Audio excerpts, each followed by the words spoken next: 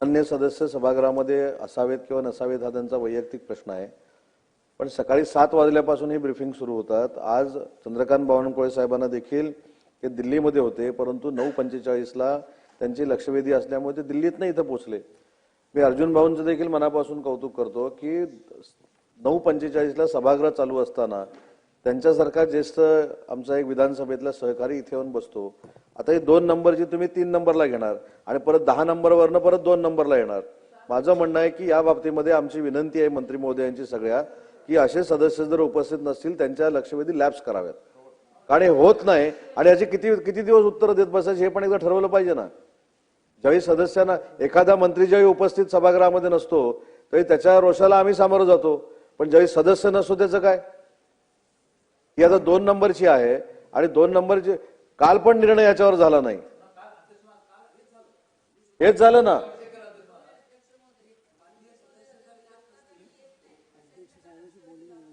तुम्ही अध्यक्षाच्या कारण टाकून लक्ष करा। मान्य अध्यक्षांशी चर्चा करून करूया। अध्यक्ष महोदय, गेले 4 दिवस हेच चालू आहे आणि आपला आदरपूर्वक या ठिकाणी उल्लेख करून सांगतो की आपल्याकडनं कायम हेच होतंय की अध्यक्ष सन्माननीय अध्यक्षांना विचारतो आणि सांगतो, ते काही 4 दिवसात झालेलं नाही। आमची विनंती आहे, म्हणजे बावनकुळे साहेब देखील ज्येष्ठ मंत्री इथं आहेत, मग आम्ही ब्रीफिंग कशाला घ्यायचं हा पण एक प्रश्न आहे ना। 2 नंबरची लक्षवेधी आहे, 1 नंबरची लक्षवेधी अर्जुन भाऊंची होती, अर्जुन भाऊ सभागृहामध्ये आहेत।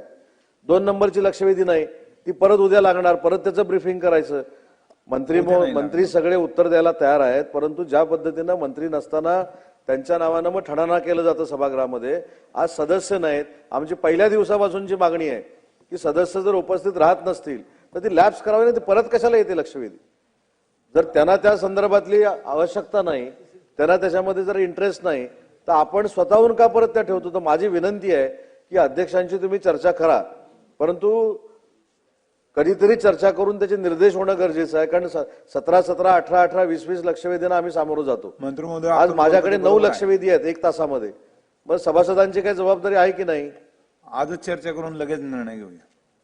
नाही, लक्षवेधी क्रमांक 3